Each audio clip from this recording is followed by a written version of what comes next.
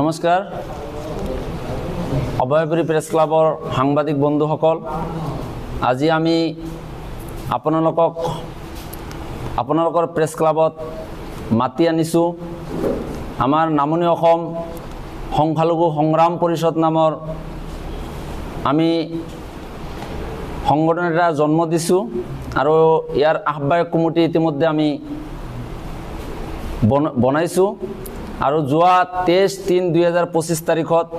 আমাৰ যুৱ সমাজৰ আহ্বানত ধুবুৰী জিলাৰ ঐতিহাসিক পানবাৰীত ৰঙামাটি মছজিদৰ সন্মুখত এখন সাধাৰণ সভা অনুষ্ঠিত কৰিছিলোঁ আৰু উক্ত সাধাৰণ সভাত আমি এই নামনি অসম সংখ্যালঘু সংগ্ৰাম পৰিষদ নামৰ কেন্দ্ৰীয় কমিটি গঠনৰ এটা চিন্তা চৰ্চা কৰিছিলোঁ আৰু তাতে আমি আহ্বায়ক কমিটি এখন বনাইছিলোঁ 11 জনীয়া আৰু যত আমি ৰাভা বড়ো আৰু বাঙালী সকলো জনগোষ্ঠী মানে 7টা জনগোষ্ঠীৰ মানুহক আমি লগত ৰাখিছোঁ এই কাৰণে ৰাখিছোঁ আমাৰ অসমত 7টা লঘু জনগোষ্ঠী আছে সেই জনগোষ্ঠীক লৈ আমি এই সংখ্যালঘু নামনি অসম সংখ্যালঘু সংগ্ৰাম পৰিষদ গঠন কৰিছোঁ আৰু আমাৰ কেন্দ্ৰীয় কমিটি নামনি অসম ভিত্তিক যি কেন্দ্ৰীয় কমিটি সেই কমিটিখন আজি আমি আনুষ্ঠানিকভাৱে ঘোষণা কৰিবলৈ ইয়াত উপস্থিত হৈছোঁ আপোনালোকে নিশ্চয় জানে যে অসমত কেইবাটাও সংখ্যালঘু সংগঠন আছে বিশেষকৈ অসমত দুটা গোটত বিভক্ত হোৱা অসম সংখ্যালঘু সংগ্ৰাম পৰিষদ নামৰ সংগঠনো আছে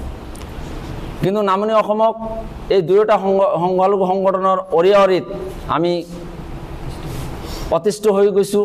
তেওঁলোকৰ অৰিয়ৰিৰ কাৰণে আমাৰ সংখ্যালঘু সমাজৰ যিখিনি সমস্যা সেই সমস্যাখিনি আমি সন্মুখত উপস্থাপন কৰিব পৰা নাই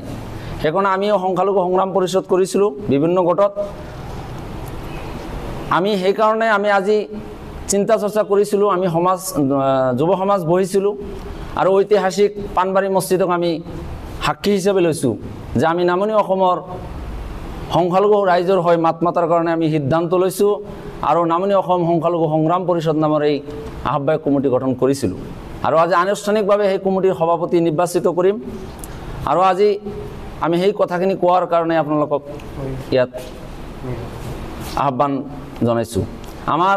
নামনি অসম সংখ্যালঘু সংগ্ৰাম পৰিষদৰ আমি সভাপতি হিচাপে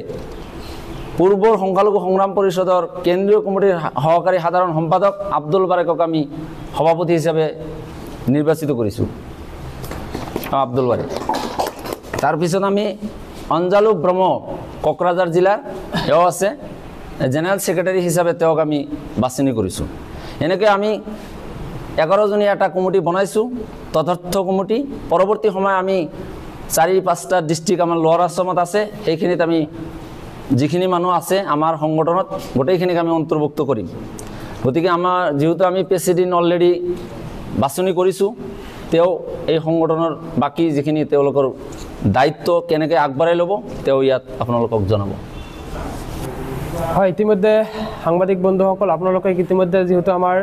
যি এই নামনি অসম সংখ্যালঘু সংগ্ৰাম পৰিষদ নামৰ আমাৰ সংগঠনটোৰ মূল পৃষ্ঠপোষকতা কৰা যিজন ব্যক্তি আৰু থকা যিজন ব্যক্তি বেলাল হুছেইন ডাঙৰীয়া আপোনালোকক ইতিমধ্যে অৱগত কৰিছে যে আমি নামনি অসম সংখ্যালঘু সংগ্ৰাম পৰিষদৰ যি 11 জনীয়া এটা সমিতি আছিলে সেই 11 জনীয়া সমিতিয়ে আজি তেওঁলোকে চিন্তা চৰ্চা কৰি মোক কেন্দ্ৰীয় সমিতিৰ সভাপতি হিচাপে নিৰ্বাচিত কৰিছে আৰু নিৰ্বাচিত কৰাৰ পিছত আমি আজি আপোনালোকৰ এই অভয়পুৰীয়া ঐতিহাসিক যি অভয়পুৰী আপোনালোকৰ প্ৰেছ ক্লাব এই প্ৰেছ ক্লাবত সংবাদ মেল আয়োজন কৰিছে গতিকে এইখনতে আমি কেন্দ্ৰীয় যিসকল ব্যক্তিয়ে মোক নিৰ্বাচিত কৰিলে সকলোকে ধন্যবাদ জ্ঞাপন কৰিছোঁ আৰু সংগঠনটো আপোনালোকে জানি আচৰিত হ'ব যে যিমানখিনি সংখ্যালঘু সংগঠনৰ নাম দি ইমান দিনে সংখ্যালঘু সংগঠন কৰি থকা হৈছে সেইখিনি সংখ্যালঘু সংগঠনত আমি দেখিবলৈ পাইছোঁ যে ধৰ্মীয় ভাষিক সংখ্যালঘু যিবিলাক আমি সাধাৰণতে আমাৰ মুছলমান বুলি কওঁ সেইখিনিৰ বাহিৰে কোনো এটা জনগোষ্ঠীৰ কোনো এজন ব্যক্তি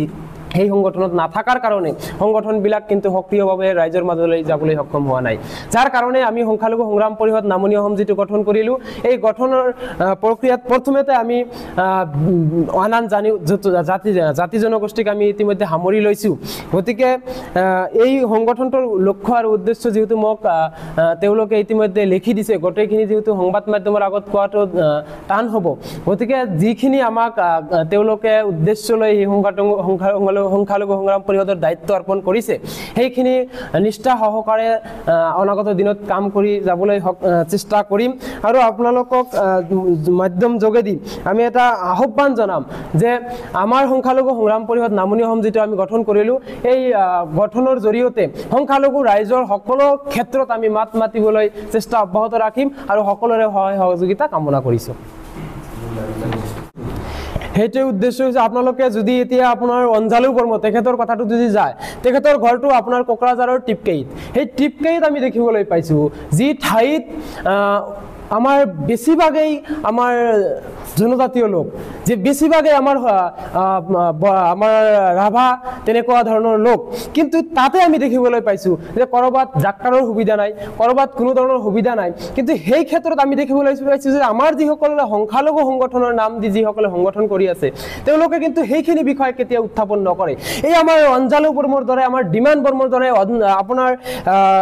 চিৰজ্যোতি ৰাভাৰ দৰে যিসকল ব্যক্তি, তেওঁলোকক লৈ কিন্তু তেওঁলোকে মাত মাতাৰ কোনো পৰিলক্ষিত হোৱা নাই। কিন্তু আমাৰ নামনি অসম সংখ্যালঘু সংগ্ৰাম পৰিষদৰ এটা উদ্দেশ্য থাকিব যে অকল মুছলমান বুলি নহয়, সংখ্যালঘু মানে অসমত বসবাস কৰা 7টা জনগোষ্ঠীয়ে সংখ্যালঘুত অন্তৰ্ভুক্ত হৈ আছে। গতিকে সকলোৰে হকে আমি সমান দায়বদ্ধতাৰ হকে বিশেষভাৱে কাম কৰিম আৰু তেওঁলোকক অগ্ৰাধিকাৰটো আমাতকৈ বেছি দিব লাগিব, কিয়নো যে আমি তেওঁলোকৰ হকে মাত মাতিলেহে তেওঁলোকে উন্নতি হ'ব পাৰিব আৰু আমাৰ হকে তেওঁলোকে মাত মাতিলেহে আমি জাতি জনগোষ্ঠীসকলে ঐক্যবদ্ধভাৱে কাম কৰিব যাব পাৰিম। সেই উদ্দেশ্য ৰাখিছোঁ আৰু ইয়াতে আমি উদ্দেশ্য এটা ৰাখিছোঁ যে সকলো জাতি ধৰ্মৰ মানুহৰ লাঞ্ছিত বঞ্চিত নিৰ্যাতিত যিসকল সংখ্যালঘু ৰাইজ আৰু তেওঁলোকৰ প্ৰাপ্য অধিকাৰ, সেই অধিকাৰসমূহক লৈ যাতে আমি সকলো সময়ত নিষ্ঠা সহকাৰে মাত মাতিব পাৰোঁ, তাৰ কাৰণে আমি সদায় দায়বদ্ধ সহকাৰে কাম কৰি যাম।